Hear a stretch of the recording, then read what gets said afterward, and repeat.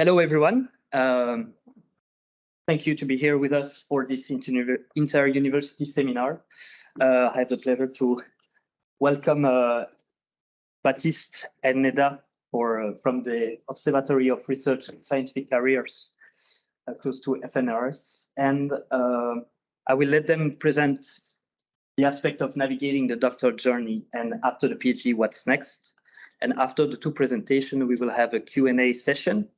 Of course, Neda and Baptiste will answer, or will try to answer all your questions. But we have also some people from ULB for support with, for example, institutional questions.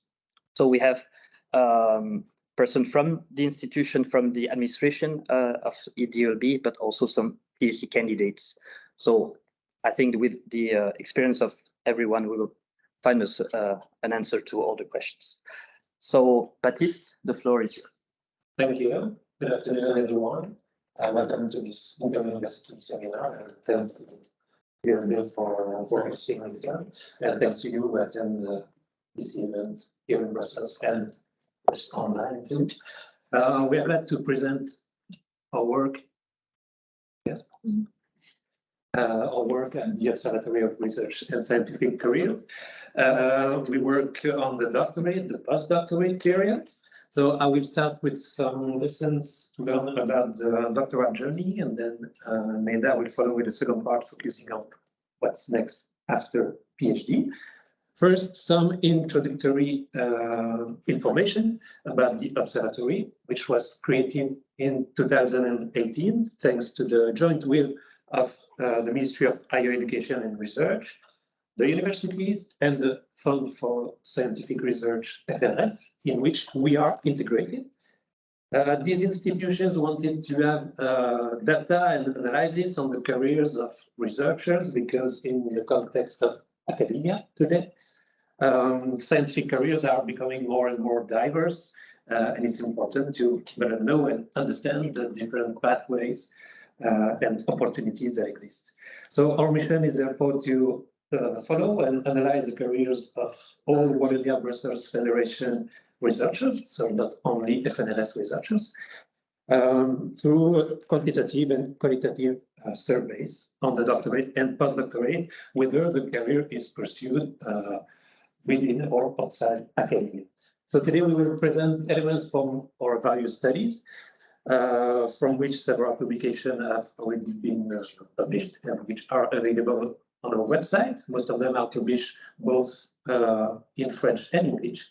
So we have worked on the professional situation of recent doctorate holders, on the mechanisms leading to doctoral dropout, and on the point of view of non-academic employers on the doctorate and on doctorate holders. We also analyze transferable skills acquired by doctorate holders or expected by employers.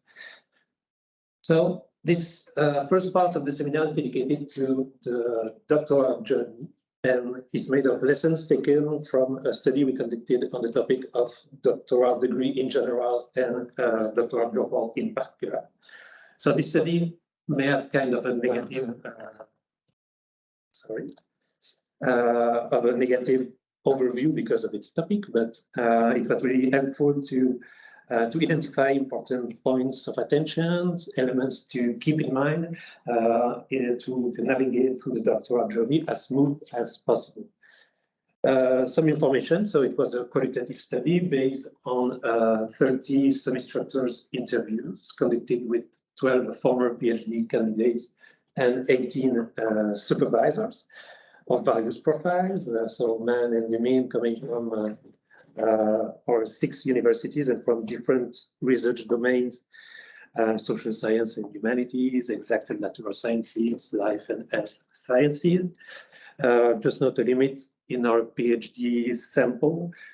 All of them were funded during their doctorate, but the situations encountered by the supervisors interview were broader than that. So the advice I will propose you today are very common to most of situation and context, but despite that, the first advice addressed to both PhD candidates and supervisors is to realize that the doctorate doesn't fit into a mold, doesn't fit into a one and only model. So one doctorate is not the other. The profiles of people can vary.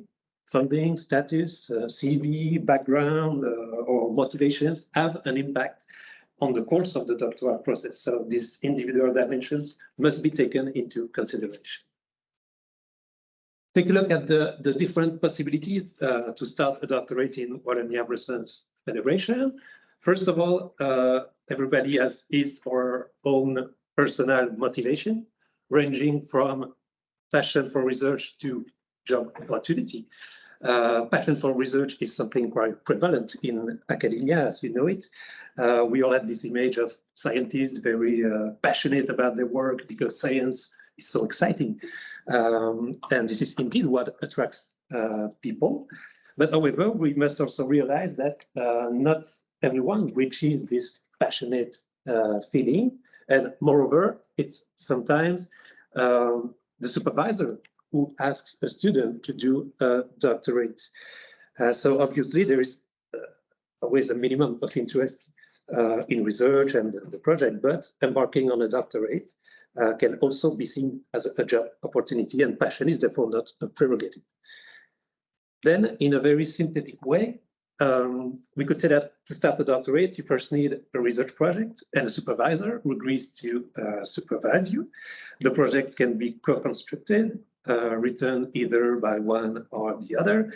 You can contact a potential supervisor yourself, or sometimes, as I mentioned, it's the professor who is looking for someone to recruit and will propose you to do a doctorate. So different scenarios are possible. At the same time, there is the question of funding. There are multiple possibilities coming from different organizations, different political levels. There are grants from the F.R.S, fundings from universities, regions, the F.W.B, Europe, the private sector, and so on. And there is also the possibility of doing a doctorate without funding on one's own, which is not uncommon. And depending on this, you will have a specific status: doctoral fellow, assistant, or you can be a doctoral researcher under contract, like a classic employee, but without the specific tax regime of a doctoral fellow. Or you can also be without specific status because you are self-financed. If not, at least the status of a third cycle student, which everyone has when registering for a doctorate, even when you are paid, and that is has to be considered as a real job. These elements are important because they influence the conditions in which the doctorate will be realized. The standard duration is 4 years for most of the fundings that are precisely dedicated to it, but this is not the only case. As an assistant, it can go up to 6 years or even 7 years. Some European fundings are for 3 years. If you have private funding from a company or foundation, it can be 3 months, 1 year, 4 years. There is no precise rule at this level. So it's not rare to combine fundings to reach at least 4 years, but this can be uncertain even at the start of the doctorate. Remuneration can vary depending on the status, depending on the type of funding, and so on. Overall, the doctorate is kind of well paid in Belgium, but some doctoral researchers may have no or very little funding, so their situation can be precarious too. And finally, all of this has an impact on the content and organization of your workload. The duration can vary as well as your tasks. If you're an assistant, you can have supervisory responsibilities, teaching duties. It's not easy to share your time with doing a doctorate. You can do research that is more fundamental or more applied in research domains with different work habits, different data collection work. you can be under joint supervision, work with companies, and so on. So this results in a very wide variety of cases. There is no single model. So advice number 2, take into consideration the time factor. So this is directly linked to what I just said about your working context, and condition. What is very challenging about the doctorate is not only that it's a very demanding process, but also that it's full of uncertainty. You create with your supervisor a hypothetical scheme on which you will work, but it remains an uncertain process that you have to frame as much as possible into a limited amount of time. But we cannot totally control, of course, this process. In our study, we observed that supervisors and their way to consider time during doctoral education have an important influence on the time to degree. So we distinguish 3 types of discourses among supervisors. First type with this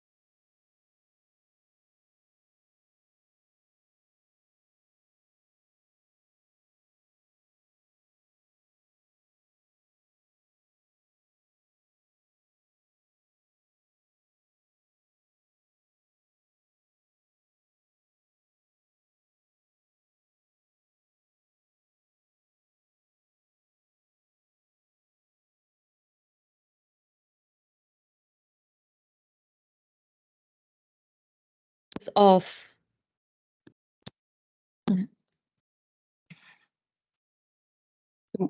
people can't hear anything. No, they can. Yeah, now they can. Yeah. Okay, thank you. So the second type of supervisor, I will repeat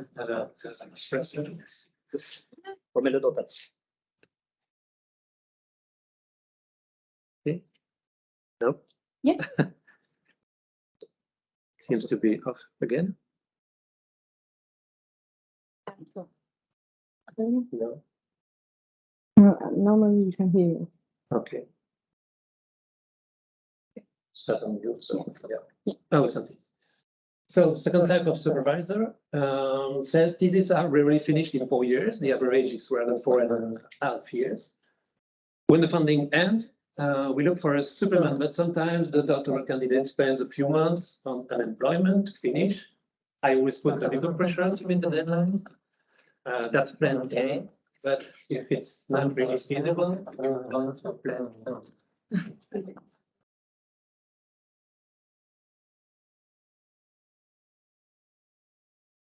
So here the time available is considered, but the lack of time to complete is seen as usual and then kind of normal.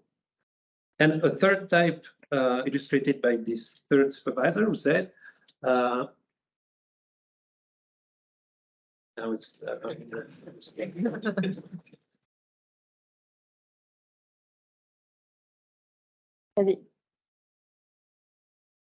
okay, thank you. Third type says, I prefer that we take more time to make a good thesis than to finish it in time at any cost. Constantly try to choose a subject and adapt it according to the time available, but there are incompressible things. 3.5 years, 4 years to finish a thesis, that's borderline indecency. So here, time is clearly not a priority. The available time is even considered too short in itself. So it's normal to exceed. So these are different points of view that can all be legitimate.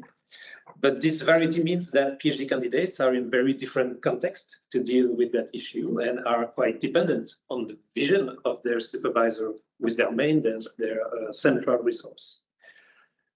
We also observed a strong issue with the particular moment of the end of doctoral funding, when PhD candidates often see concretely the lack of time to complete, the lack of time to do the research properly. Sorry. The lack of time to find relevant results and to write the thesis concretely. So what happens when you don't complete what you didn't complete at the end of the funding? Some stops, others continue hoping to complete. Sometimes you find an opportunity for additional funding for a few months, but it's never certain, and you can count on that when you start your PhD, of course. So it's stressful when you realize you are not going to get there, whether it's a year before the end or 2 months or just at the end of the funding. And besides the scientific aspects, the reality of life is there. If you have a family, kids, a mortgage, or rent to pay, it's hard to keep on working full time on finishing your thesis. So this is what happened to this former doctoral candidate. She said, at the end of my fellowship, I launched a final study to finish and then defend my thesis. I was unemployed and I was utopian. I do a study, I write, and it will go fast. And I saw myself writing my thesis in 3 months, which he loved when saying it. Then very quickly, reality hits. Financially, it was not manageable. The idea was to finish the manipulations and then find a job and write my thesis at the same time, but it was not possible. So a month or two later, I cried my eyes out and gave up. So time is always seen, is not always seen as a major concern. And we saw that there is kind of a norm, that it's relatively normal to finish your thesis while you are unemployed after the end of your contract, if you have one. Of course, it's not impossible, and living proof that it's possible because I defended my own thesis 1.5 years after the end of my contract. But as you can guess, I don't really recommend it, but it's possible. But it can be very difficult to finish, very uncomfortable for different reasons. And despite the inevitable uncertainty of research, it's necessary to think about this time factor during the whole process to frame it in order to prevent such issues as much as possible. Advice number 3, try to build a regular dialogue, transparent communication with your supervisor.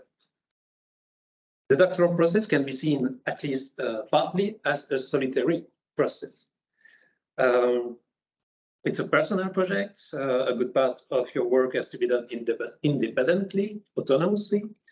And academia perhaps accentuates this aspect a little more. As this PhD candidate says, in research, you need the skills to work alone, slowly, to be independent, to be very focused on your topic. And we observed that this issue of autonomy can be difficult to deal with. What does it mean in concrete terms to work independently? What does it mean to be autonomous? When should you consider that it's legitimate for you to ask for help? It's a real job for which you are paid, but it's always an apprenticeship. So where do you draw the line? Exactly. So here, this doctoral researcher says that for him, there is a tendency to expect the researcher to be autonomous from the beginning. I wasn't incompetent when it came to being autonomous, but it's difficult to get going and launch your research project when you do not yet have ideas, contacts, experience. When you are receiving support, then it's much easier to move toward autonomy. But it can be very stressful, of course, if you don't overcome this obstacle, if you don't know how to do something. So is it your fault or not? Are you supposed to overcome every obstacle? So it can be difficult to deal with that. But of course, you are not alone in that process, you have your supervisor, who is theoretically at least a central resource who will be there to guide you. And as this supervisor says, the role of the supervisor is to allow the researcher to choose his or her own subject. This is important. And to train in research. So this must remain both in my domain of expertise and in the wake of the person's choice. It's a support to the doctoral journey. I have to have them build their process, train them in research, and set requirements very for them. But that role is not either easy. There are also complex balances to find. It's a support, it's a guidance, but to what extent exactly? Does the supervisor have to strictly control your work? But at the same time, it's your own job, and he or she has other things to do and cannot be behind you all the time. So, and as this supervisor said, the most difficult thing is working out what type of supervision a young researcher needs, especially if it doesn't talk about it.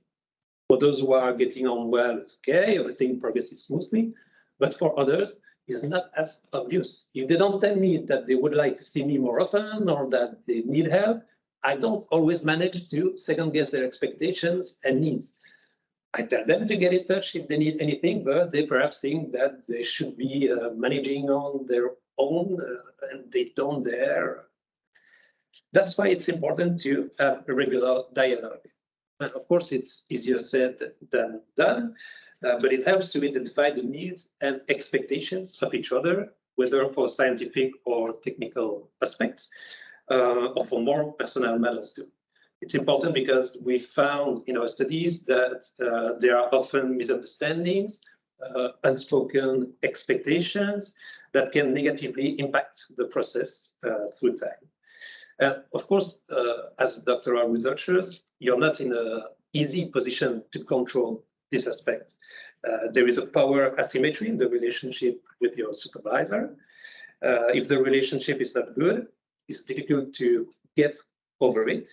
And even if it goes well, there can be ambiguity, unspoken things that make you not dare to go into another direction, not there to ask for something, and so on. So supervisors are often people who impress, who have an enormous expertise, possibly charisma, and it can be complicated to communicate. So this is a real responsibility on the part of the supervisor, who must also be aware of all this, and they have to receive support too, if necessary, because it can be difficult for them to hold this role correctly.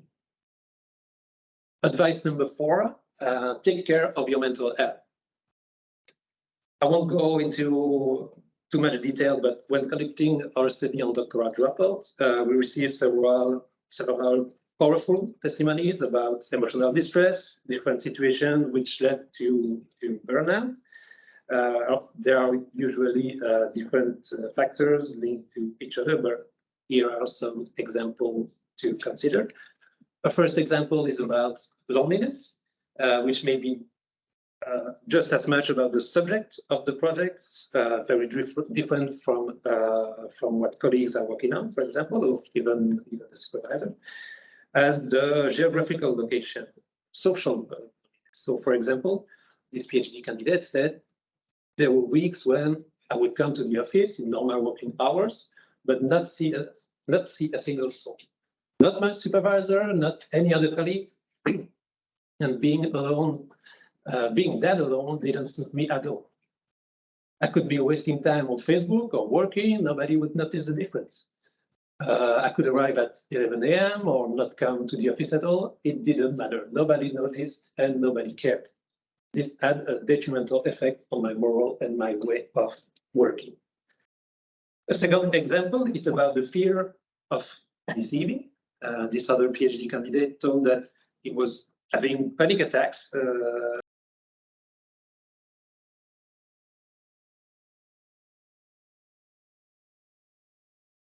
sitting at his desk every day in front of his computer and documents, but completely blocked. So he felt stuck.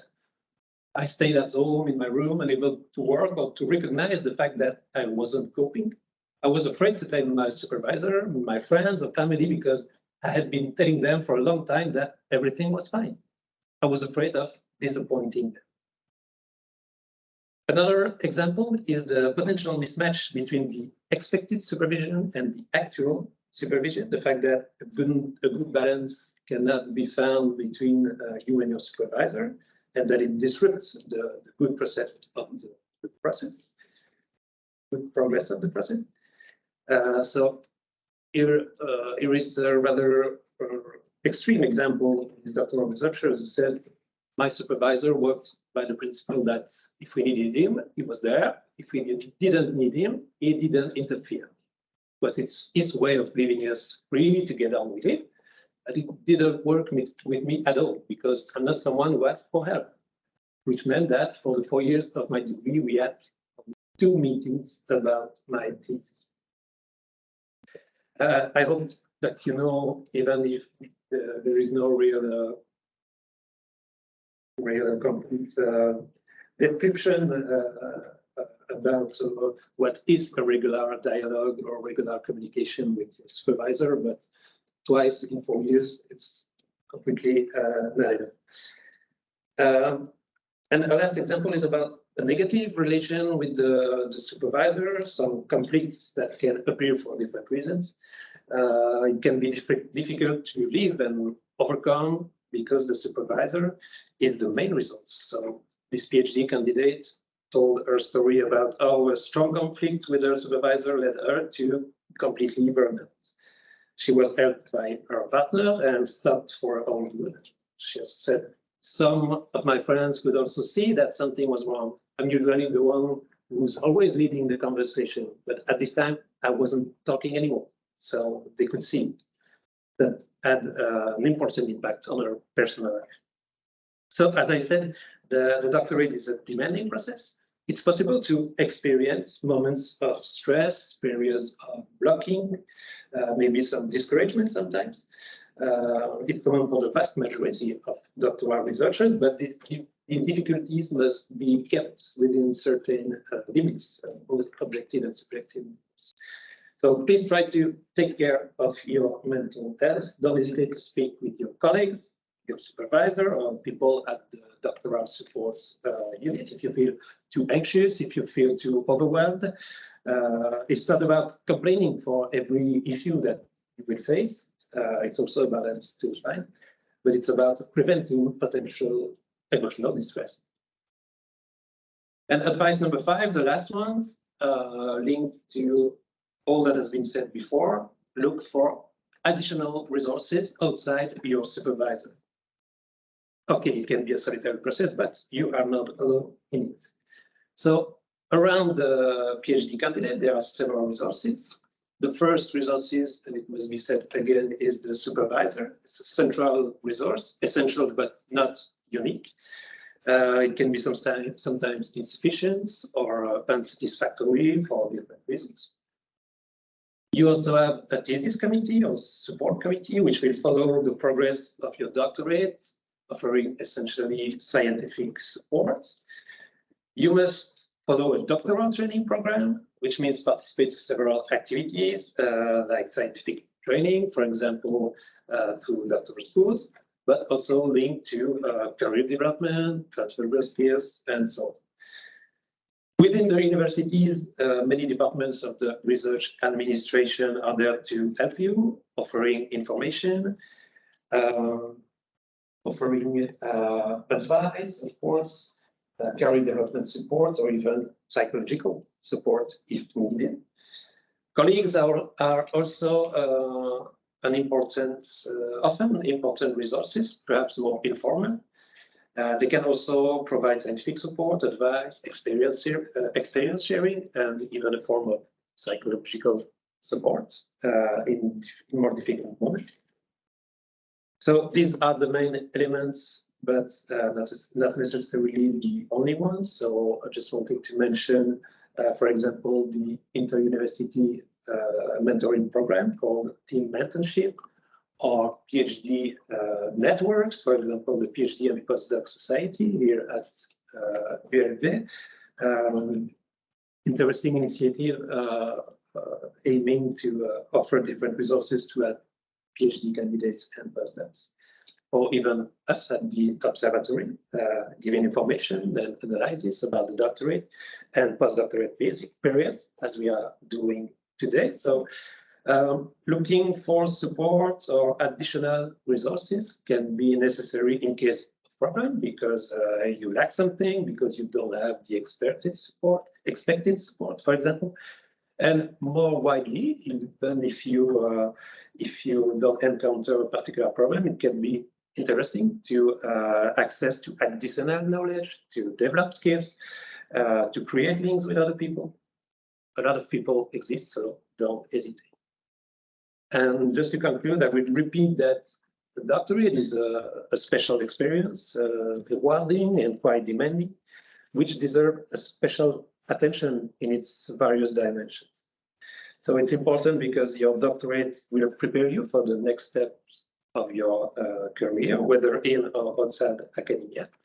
And those next steps are going to be discussed right now by Neda. And before I give away the mic, I invite you to note these information about our website and our social media, where you can follow us, follow our activities, the observatory, and all the news about scientific careers.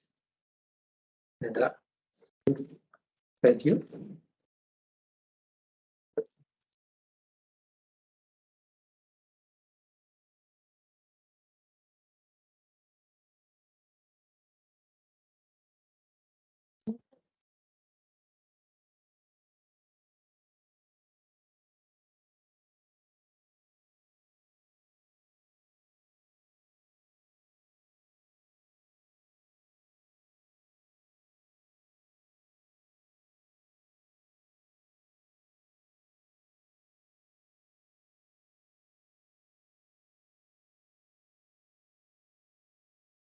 Right. Hi, everyone. My name is Neda Bibirola. I work as a scientific coordinator, a scientific advisor, and coordinator at the Observatory of Research and Scientific Careers. So my presentation is entitled, After PhD, What's Next? Navigating the Labor Market as a Doctorate Holder. I sometimes tend to speak quite fast. So if I speak fast, please do this and I'll slow down, okay? All right, before I start my presentations, I like to show this graph. So on the top here, where is it? Here, you'll see the doctoral degrees awarded between 2000 and 2021. And at the bottom here, well, I think it's right. We'll see the change in the number of professors that's happening around the same time. So let's see if this video is going to work. All right, here we go.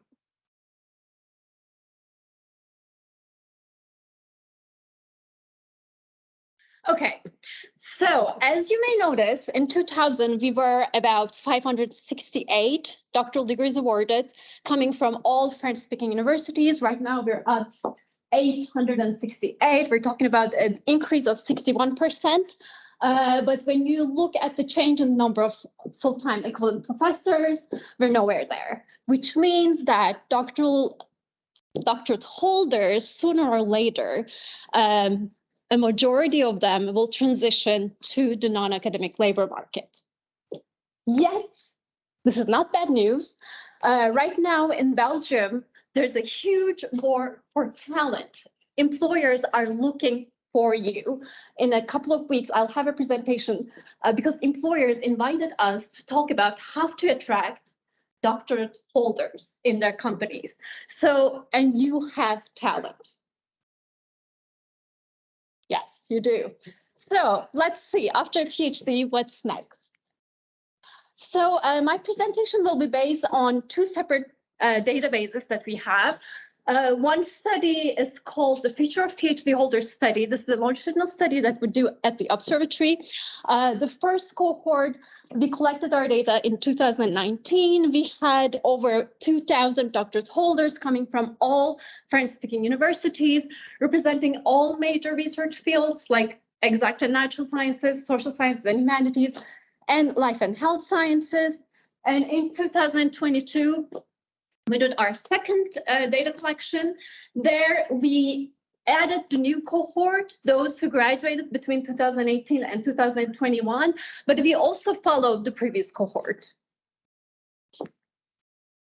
And the second study is the recruiting talent study, which is based on 614 non-academic employers. We were really interested in finding out about the perspective of non-academic employers. What's the value of PhD? Do you look for doctorate holders, etc.? So we did this study. We specifically targeted supervisors and directors. So we have 90%, about 90% supervisors and directors. Most of them had PhD in their staff. It wasn't a requirement because we were interested in those who did not employ. Why? Why not? And we had a large diversity of sectors, but we specifically targeted industry, public sector, and service sector. Okay, so my presentation will be divided in 3 sections.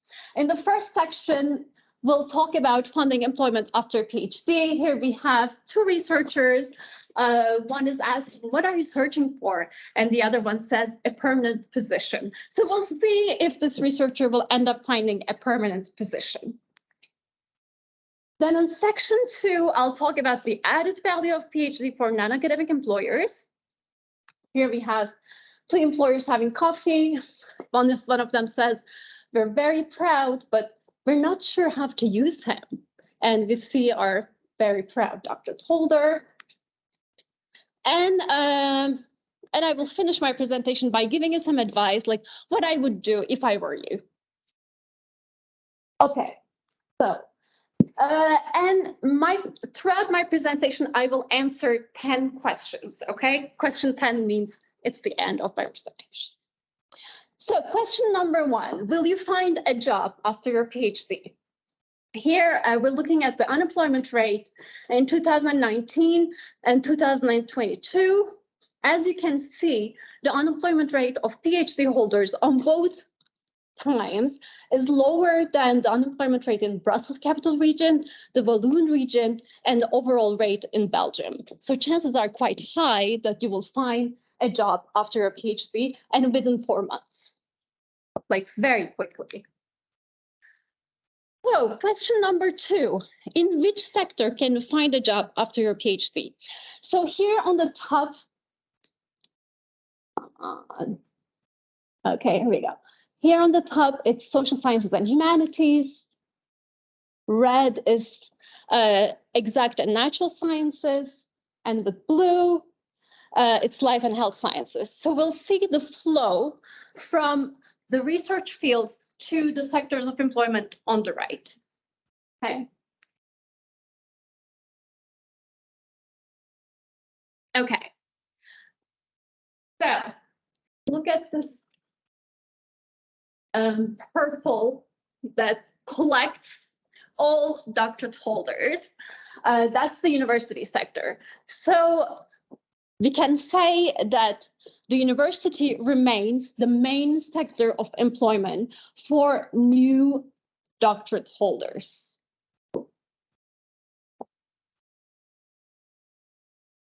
So for social sciences and humanities, again, the first sector is university.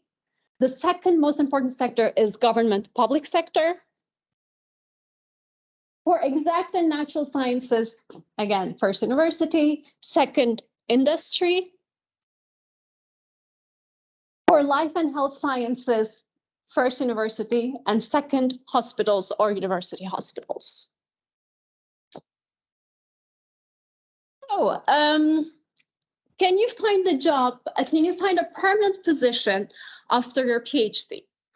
The answer largely depends on the sector you end up. Look at this one. Only 31% of doctorate holders who work at universities told us that they had a permanent position. And when you look on the right, the business sector, the difference is quite large. So the answer is, it depends. So the golden question I ask myself is, why then the PhD holders stay in academia, knowing that there are few permanent positions, the competition is really, really high, then why insisting on staying in there? And the question, the answers are really complex, and I think that they have multiple levels. But in my opinion, one PhD level factor is this. When we ask them, why do you stay? The first answer always is passion for research. And in the literature, actually, they talk about the passion trap. It traps you in academia. It's very good to be passionate. But then I said, okay, maybe there's this fear coming from doctorate holders that they won't be able to continue doing research once they step outside academia. So let's look at that. Can you continue doing research after your PhD? So here, no research, low research, medium research, high research, only research 100% of the time.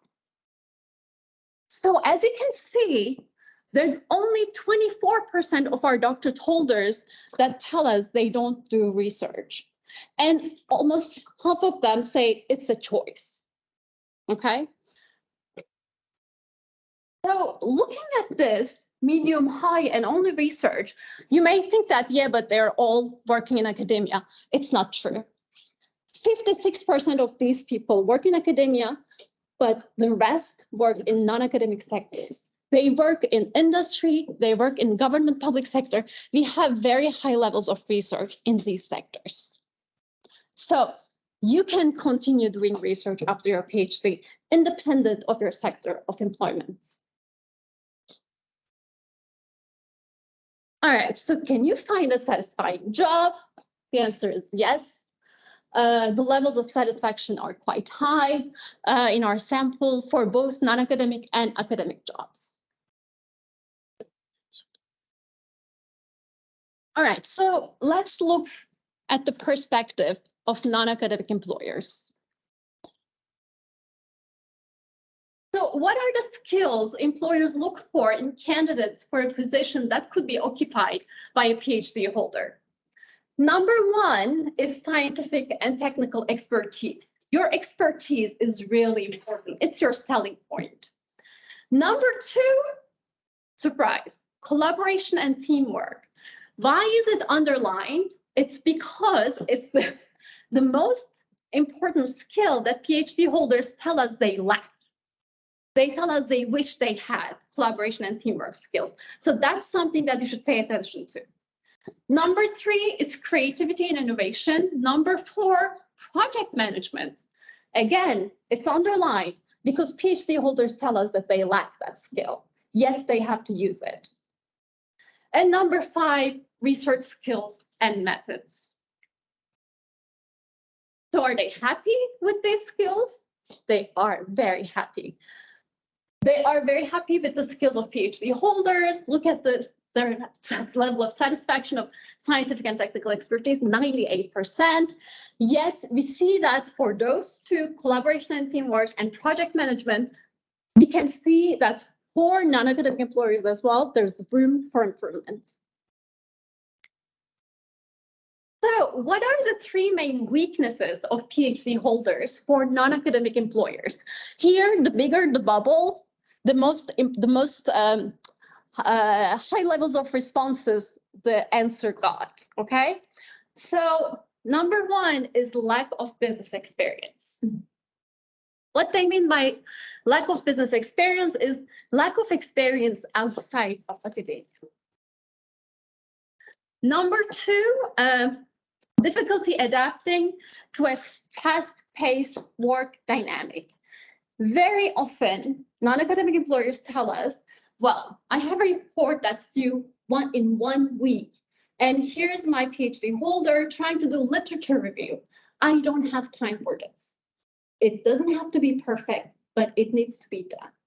And PhD holders, for employers, they have a hard time with that pace. And three, difficulty working on subjects outside of their specialty. Again, we have a PhD holder specialized in one molecule. The employer is like, okay, can you do a research on this molecule? He's like, oh, no, I can't. I don't know this one. And the employer tells us, then I have to find a master's holder to do the study because the PhD holder is not feeling comfortable with that one. What are the strengths? What are the three main strengths of PhD holders for non-academic employers? First one is expertise. Second, particularly good problem-solving skills. And three, independence and need of minimal supervision. This is really, really important in non-academic sectors because they don't have to be always with you and lose their time supervising you. Okay, this is something that I added today because I really like this one.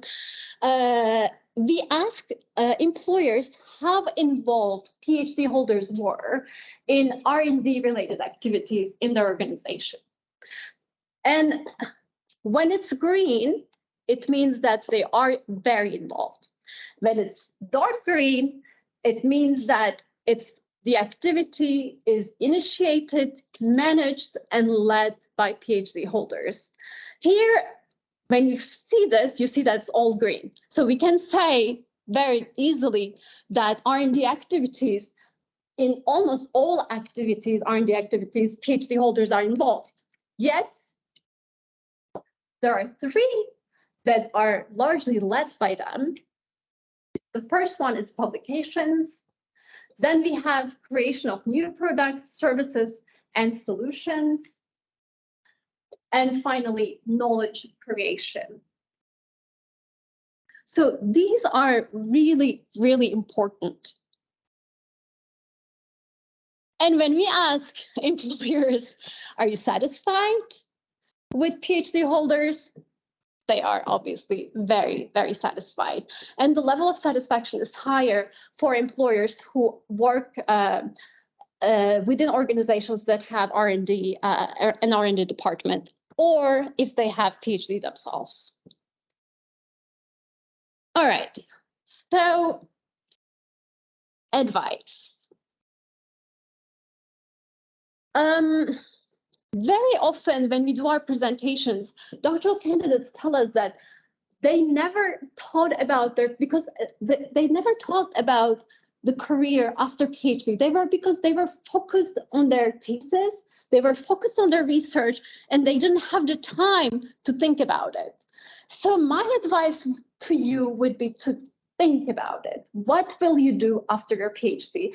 And don't delay that thought process. It's really important to start from the beginning, reflecting on the career path you would like to pursue, and get yourself informed. Ask about it. Try to find out more about opportunities that exist inside and outside academia. And another idea is create your career development plan with the help of your supervisors or your professional network. So what is a career development plan? So this is an example of a career development plan that was developed by the European Commission.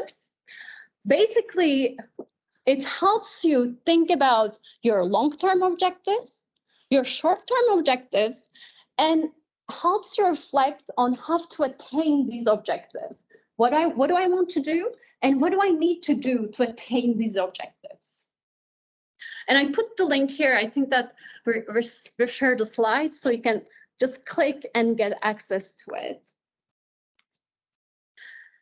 Self-assess your skills using tools to understand which skills you need to reinforce. This is a wonderful tool that was developed by UCL, and you can find it online. Many employers tell us that PhD holders lack the vocabulary to articulate their skills and experiences. It's really important for you to understand which skills you have acquired, but also which skills you need to acquire. Related to that, participate in transferable skills training within universities. And again, please pay particular attention to these two skills that came up very often: collaboration and teamwork, and project management. And please keep in mind that it's not going to be a waste of time, because those two skills are equally necessary within and outside of academia, right?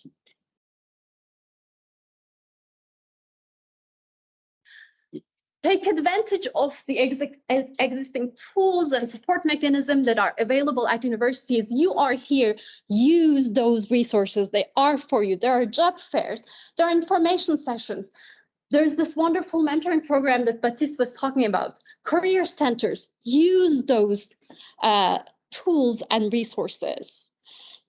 And open yourself to outside possibilities. You know, I came to realize how important it is to start to do collaborations.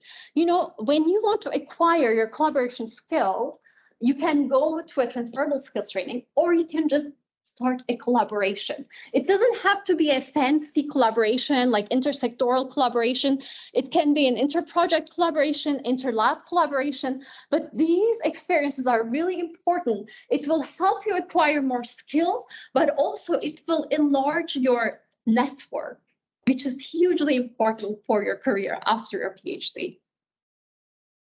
Inquire about internships and research stays within and outside the academic sector.